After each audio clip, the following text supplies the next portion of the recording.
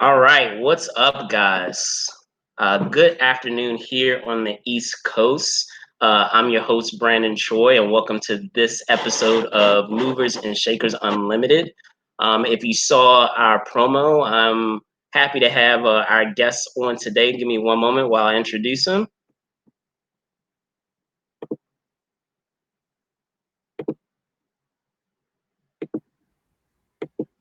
John Kelly here. What's going on, John? How you doing? How you doing, Brandon?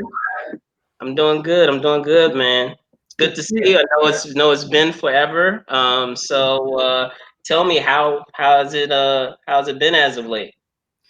It's been a lot like it's been for a lot of other people. It's been strange, but overall good. I had I don't know that I would call it the pleasure of releasing a record in the middle of a pandemic, but I did it in late June, and it's been an interesting process. Indeed, and just to hop right in. Can you tell me about this album in between? What where the inspiration for it came from?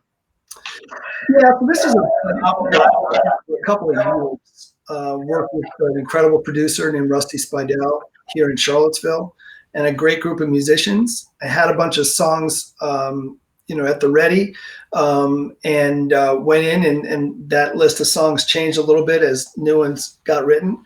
And it's a record really that sort of captures a wide range of topics and sort of a wide range of styles. That call the music somewhere between Americana meets AAA meets contemporary folk, and even some country influences in there. And as far as the inspiration for the songs, I mean, I think you and I have talked about this before. I was out on the ground during August 12th, here sitting the day after that anniversary, but of 2017, and so a number of the songs started to germinate from that and my experience of experiencing that and seeing the impact it had not only on those who were there, but on our community and ultimately on our country. So while it does touch on those things, I wouldn't call it a protest record necessarily. There are also songs about, relationships and love, and there's songs about family, and it's sort of the space in between all those things is where these songs live.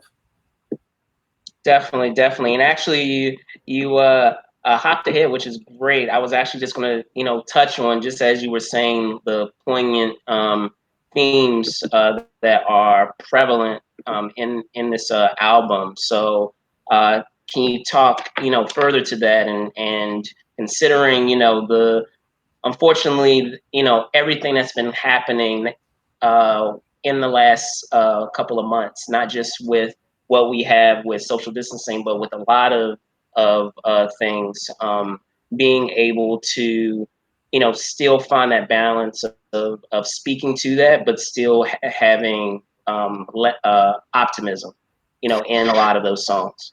Yeah, I think that could be really well. When I think of that question, I sort of think of the song "Freedom Song," which is a song I wrote sort of directly about what happened here, and I think the chorus really speaks to the ultimate theme of what it's about, which is that it says, "That's my brother crying in the street. That's my sister lying at your feet. Freedom Song is not complete till everybody sings." And I wrote that line and that song long before George Floyd and everything that's happened since. Um, and I think that it took on a new level of poignancy at that point and a new level of meaning. I know for me when I sing it.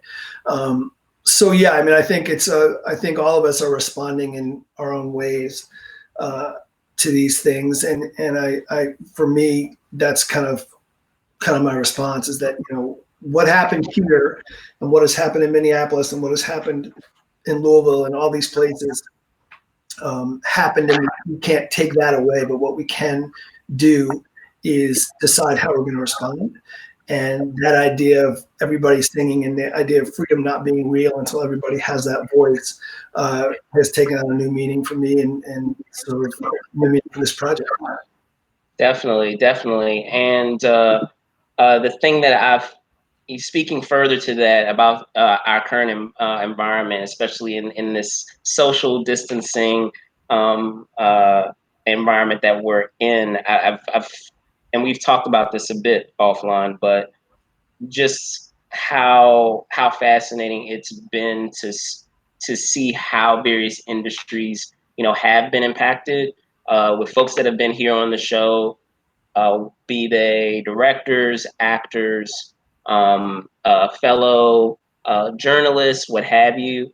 Uh, I've yet to have, in talking about this environment, I've yet to have a musician. Yes, I've had composers, but in speaking with an artist, I'm very fascinated to know what that looks like right now. Is it very much a virtual thing in terms of what it's looked like, or has it just allowed time to really reflect and to develop songs that when the time comes, you're have an entire archive of work to present. I think it's both of those things. I mean, certainly from a performance standpoint, it's a virtual thing. I have done a few gigs at wineries, outdoor, socially distanced, and those have been, I think, how comforting those are going to do, because you realize how much you miss doing that and why it is you do what you do. So the chance to play for people is huge and nurturing. From the creative standpoint, and I don't know what other musicians think of this, but I felt both sides of that. There are times during this when you feel like everybody else does, that there's just a level of sort of desperation, and you don't know that you have very much to say. That's unique, because what you're going through is what so many other people are going through. But we sort of can push through that, and I have had some creative spurts that have resulted in new songs, and I hope to have more of those. But it's it's a continuing challenge, and I think a lot of creatives are putting out a lot of work. I mean, I know that from dealing with radio stations and things with this record, they're getting more product than they've gotten before, because people who I think were holding off on putting their record out for a certain time no longer see the value in waiting for that. And that's sort of why I did what I did. I was sitting on this thing for many months and trying to pin it to a perfect time to do a show. When that became no longer an option and not important, I just put it out into the world, because that's why we do what we do, to put it out in the world. So I think that it works both ways for musicians, and it has for me too.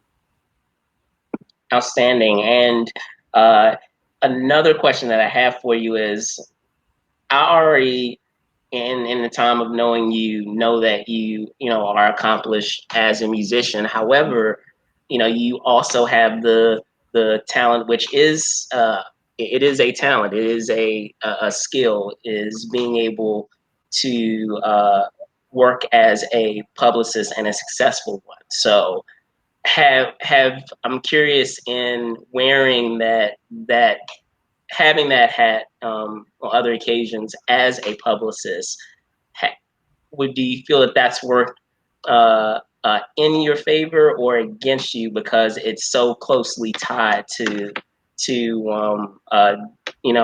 what you do as a musician? Yeah, I think it has. My favorite, and it has been a challenge. I think any publicist would tell you that they would rather promote almost anything but themselves. Rather than themselves, exactly. That's what my main goal in publicity is to never be quoted, right? I mean, I never want to be the story.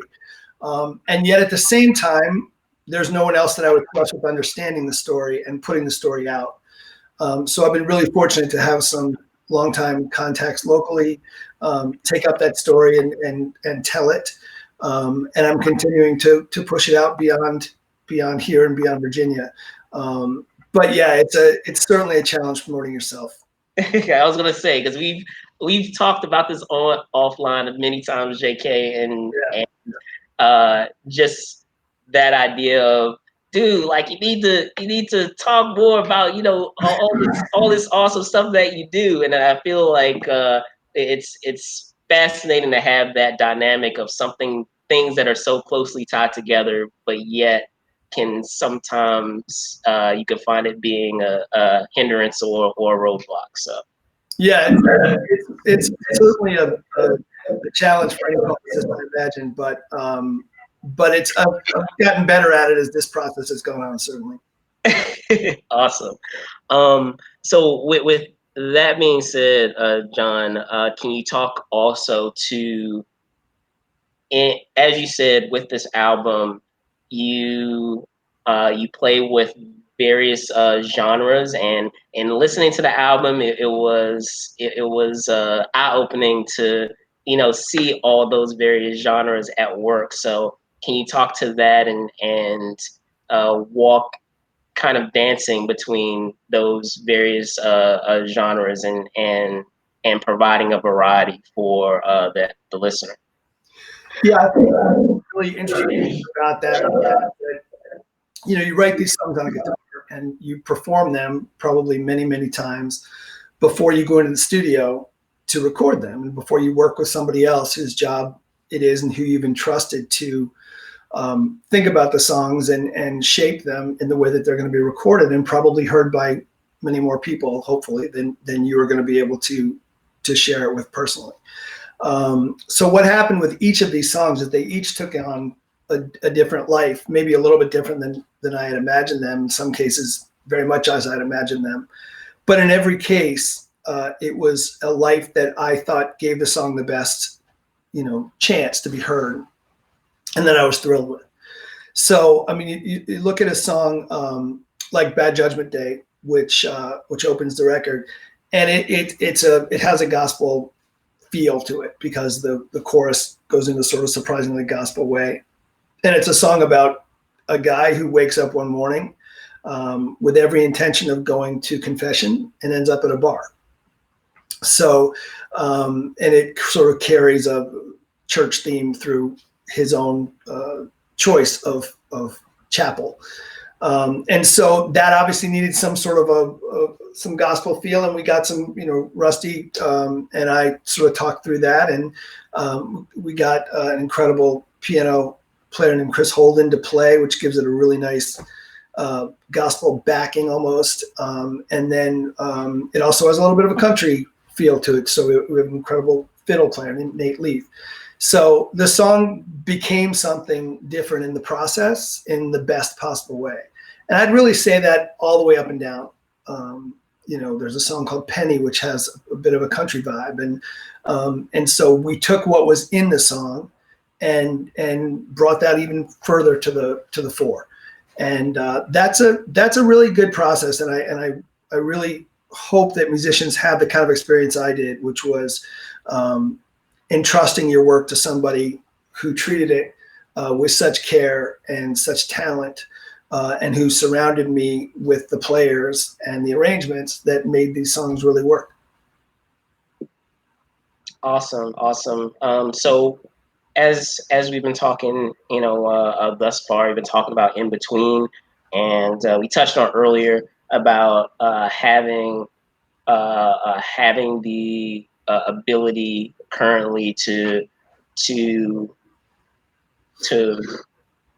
break out, so to speak, creatively and continuing to develop songs. So with In Between right now, are your plans to allow this just to settle in terms of allowing this album to have its run, or are you already at work for, you know, some other songs that are coming in a new album soon to come?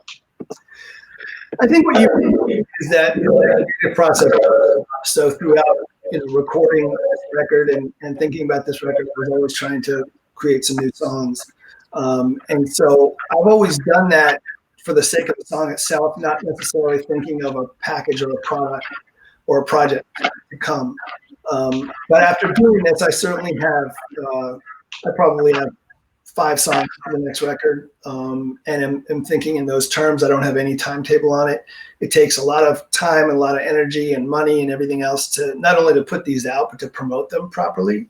I certainly don't have a timetable, but I have a start on the next project. All right, outstanding. Well, John, thank you so much, man, for coming on, talking about In Between. Before I let you go, can you tell folks where they can find you? Sure. My site is jkellysongs.com. I'm also at jkellysongs on Instagram, and John Kelly Music on Facebook. You can find that in all those places. The songs are also on Spotify and Apple Music and all streaming platforms. So that should be it. And Brandon, really, thank you so much for taking the time, and it's great to see you again. Absolutely, man, as always. So there you guys have it. Again, thanks again to JK for coming on. I'm your host, Brandon Choi. You can find us, as you well know, on Facebook, which you're watching live right now. However, you can also find us on Instagram at Movers Shakers Unlimited. You can find us on Twitter at Move and Shake UNLTD. You can find me on Twitter at Brandon Choi ENT and Brandon Choi _ENT on Instagram. So there you guys have it. Once again, thank you guys so much for watching. Be safe out there and see you soon. Bye.